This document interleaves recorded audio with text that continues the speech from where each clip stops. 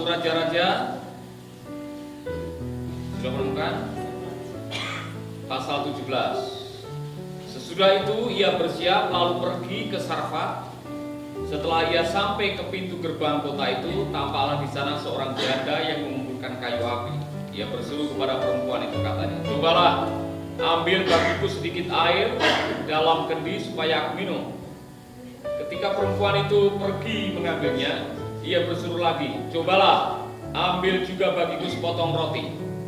Perempuan itu menjawab, "Demi Tuhan, Allahmu yang hidup, sesungguhnya tidak ada roti padaku sedikit pun, kecuali segenggam tepung dalam tempayan dan sedikit minyak dalam buli-buli. Dan sekarang aku sedang mengumpulkan 2-3 potong kayu api, kemudian aku mau mempulang dan mengolahnya bagiku dan bagi anakku, dan setelah kami makannya, kami akan mati." Tapi Elia berkata kepadanya, "Janganlah takut, pulanglah, buatlah seperti yang kukatakan, tetapi buatlah lebih dahulu bagiku sepotong roti bundar kecil daripadanya, dan bawalah kepadaku, kemudian barulah kau buat bagimu dan bagi anakmu. Sebab inilah firman Tuhan Allah Israel, tepung dalam tempayan itu tidak akan habis, dan minyak dalam buli-buli itu pun tidak akan berkurang, sampai pada waktu Tuhan memberi hujan ke atas muka bumi." Lalu pergilah perempuan itu dan berbuat seperti yang dikatakan Elia. Maka perempuan itu dan dia serta anak perempuan itu mendapat makan beberapa waktu lamanya. Tepung dalam tempayan itu tidak habis, dan minyak dalam buli-buli itu tidak berkurang, seperti firman Tuhan yang diucapkannya dengan perantaraan Elia. Saudara mungkin sudah mendengarkan kisah mengenai mujizat ini. Mujizat bagaimana Allah mencukupkan seorang janda dengan putrinya yang sedang kelaparan karena musim kemarau. Dan saudara-saudara mungkin sudah tahu, musim kemaraunya bukan hanya 6 bulan. Kalau saudara mengikuti kisahnya, itu bertahun-tahun. Itulah sebabnya ada krisis pangan. Dan janda ini dengan anaknya sudah tidak punya apa-apa. Kalau toh dia punya roti dengan minyak, itu cukup untuk membuat sekali saja. Kemudian setelah makan, sudah tidak ada lagi yang dimakan. Konon di dalam kisah selanjutnya, menurut sejarah, pada zaman itu karena kelaparan, ada orang tua yang makan anaknya.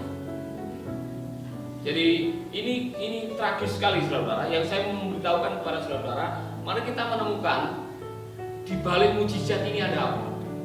Apa yang menjadi sebuah syarat mujizat ini bisa terjadi dalam kehidupan perempuan ini dan bisa terjadi dalam kehidupan kita? Yang pertama, mujizat selalu didahului oleh masalah. Selalu ada masalah sebelum ada mujizat. Katakan, selalu ada masalah sebelum ada mujizat. Masih ingat di perjanjian lama, saudara, waktu Nabi Musa harus membawa umat Israel keluar dari Mesir, mereka menghadapi krisis bertubi-tubi. Mulai dari krisis mengenai wabah yang berkali-kali terjadi, tapi ada sebuah krisis di mana mereka harus menyeberangi laut. Sebagian daripada orang-orang Israel sudah tidak mau pulang.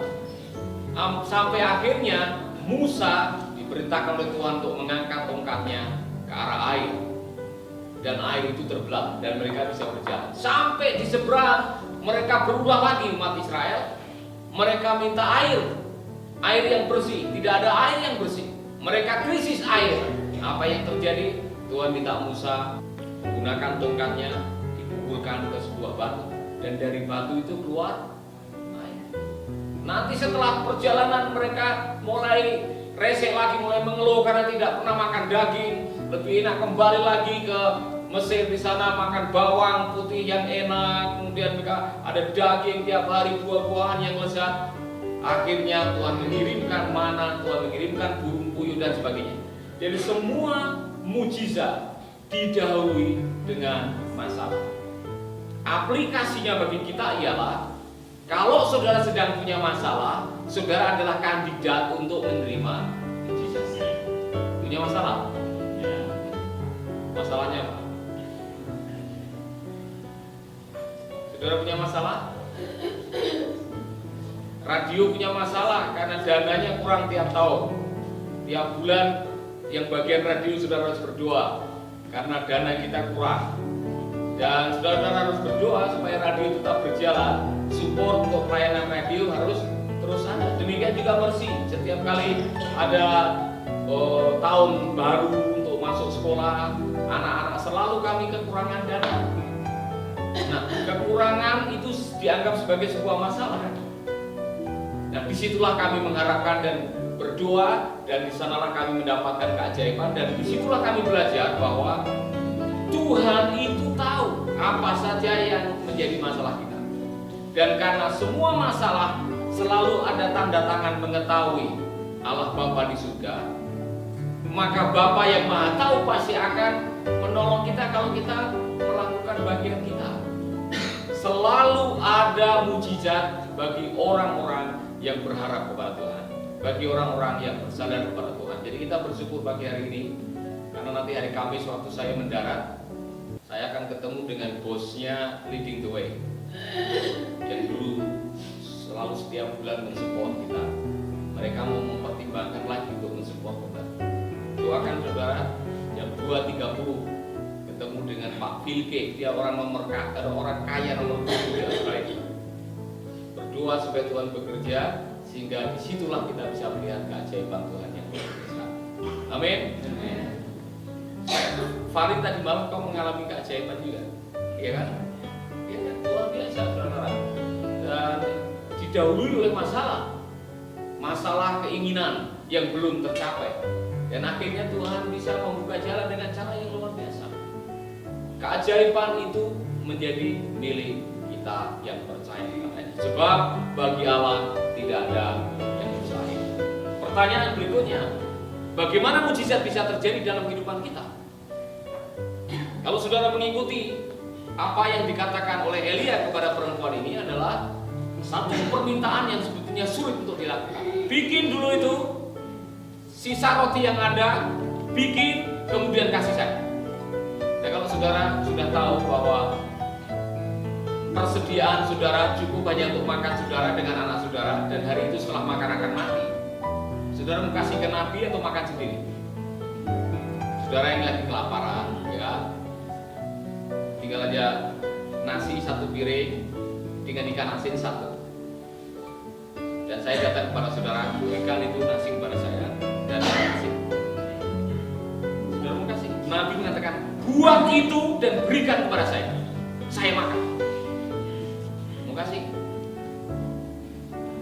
Saudara-saudara, mujizat selalu berkaitan dengan ketaatan. Masih ingat ada janda yang lain lagi yang ditinggali hutang oleh suaminya? Nah, ini saya kasih tahu, suaminya ini nabi. Tidak tahu nabi ini suka ngutang di mana. Ternyata ada nabi yang suka ngutang juga. Kemudian istrinya dengan anaknya akhirnya harus menanggung malu karena hutang yang begitu berat, sehingga anaknya mau jadi borak, mau diambil oleh yang memiutangi. Dalam keadaan bergumul seperti itu, Nabi bertanya, apa yang kau miliki? Minyak yang sedikit. Dia bilang, pulang, pinjam tempayan sebanyak-banyaknya. Setelah itu masuk kamar dengan anakmu, berdoa, dan tuangkanlah minyak yang sedikit itu ke tempayan. Saudara-saudara, saya percaya bahwa mujizat selalu berkaitan dengan ketaatan. Kalau wanita ini tidak mau bikin roti dan kasih kepada Elia, kalau janda tadi tidak mau meminjam tempayan sebanyak-banyaknya, tidak akan mengalami keajaiban. Mujizat tidak datang begitu saja. Mujizat selalu menuntut bagian kita yang harus kita lakukan dengan sebaik-baiknya. Do your best and God will do the rest. Selalu lakukan yang terbaik. Saudara tidak bisa mengharapkan, Tuhan, aku berdoa kepada pria yang datang menjemput saya suatu saat dan melamar saya. Tidak bisa. Saudara harus melakukan bagian saudara. Bagian saudara apa? Cari pria. Ya kan? Bagian saudara, cari pasangan hidup saudara. Nanti Tuhan akan kirim. Ya, saudara tidak bisa mengatakan, Tuhan, saya berdoa jodoh datang dari langit. Jodoh langsung jatuh di pinggir tempat itu, saudara. Saudara harus menggunakan bagian saudara. Demikian juga dengan keajaiban dalam finansial. Saudara tidak bisa hanya duduk di kamar doa puasa sehari semalam atau 3 hari 3 malam. Saudara berdoa, Tuhan aku mau keajaiban, kirim malaikat membawa cek. Saudara tetap harus berusaha. Dari usaha kita ini adalah nanti akan datang yang namanya keajaiban. Nah, dengar baik-baik. Mujizat tergantung dari hubungan. Saudara tidak menyangka bahwa ada hubungan antara mujizat dengan bagaimana kita terhubung. Dengar baik-baik. Itu janda yang meminjam tempayan. Waktu tempayannya habis yang dipinjam itu, maka minyaknya berhenti. Jadi semakin banyak tempayan dipinjam dari tetangga, semakin banyak yang kita dapatkan. Artinya, untuk bisa mengalami mujizat, wanita itu harus baik-baik dengan tetangganya. Kalau dia selama ini tidak baik dengan tetangganya, kemudian ngetok itu, Bu, pinjam tempayan dong, kok enak? Tidak dapat kan? Ngetok lagi, Bu, pinjam tempayan dong, kau pelit kok, saya pernah pinjam kamu udah kasih sekarang. Ya, kita melihat beberapa banyak orang yang senang sekali mendapatkan navigator itu. Ya, sampai ada yang minta double. Istri saya juga dong Pak, istri saya juga. Komandannya yang kolonel juga minta 2. Nah saudara, lebih daripada itu, yang menyenangkan adalah bapak-bapak yang menerima itu mereka senang sekali.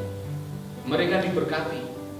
Mereka akhirnya minta tambahan orang yang bisa konseling. Dan kemarin ada yang satu menangani 2 atau 3 konseling. Nah saudara, buat mereka bisa konseling dan mungkin bisa mendapatkan seseorang yang bisa curhat, itu adalah sebuah mujizat buat mereka. Datangnya dari mana? Hubungan. Jadi pandai-pandailah membangun hubungan. Amin. Kapan mujizat itu berhenti? Untuk kasus wanita dengan anaknya yang kelaparan, mujizat itu berhenti pada waktu musim hujan datang. Untuk wanita yang ditinggali hutang, mujizat itu berhenti pada waktu tempayannya itu habis. Jadi yang menentukan sebetulnya salah satunya bagaimana keajaiban itu datang dalam kehidupan kita adalah usaha kita salah satunya. Semakin banyak kita berusaha, semakin besar kita bisa melakukan sesuatu, semakin besar keajaiban Tuhan. Karena kapasitas saudara untuk dipercaya oleh Tuhan akan menentukan keajaiban yang Tuhan akan kirimkan dalam hidup saudara. Contoh, kalau saudara imannya hanya 25 juta tadi untuk beli rumah, mungkin memang kapasitas orang itu hanya 25 juta. Nanti mujizatnya mungkin hanya sekitar 25 juta, karena itulah yang diperlukan. Nah, Allah kita adalah Allah yang bisa melakukan jauh lebih banyak dari apa yang kita pikirkan dan lebih banyak yang kita inginkan. Kalau dia bisa melakukan lebih banyak daripada apa yang kita pikirkan dan kita inginkan, kenapa saudara tidak menciptakan kondisi di mana Allah bisa mempercayai saudara untuk kapasitas yang lebih besar? Oh, saya tidak tamat SD Pak, saya hanya bisa melakukan yang kecil. Saya ini orang kecil Pak, jadilah seperti iman. Ya kan? Jadilah seperti iman. Saya ini tidak berharga, ya jadilah seperti iman. Pikiran saudara akan membuat saudara berani untuk bermimpi.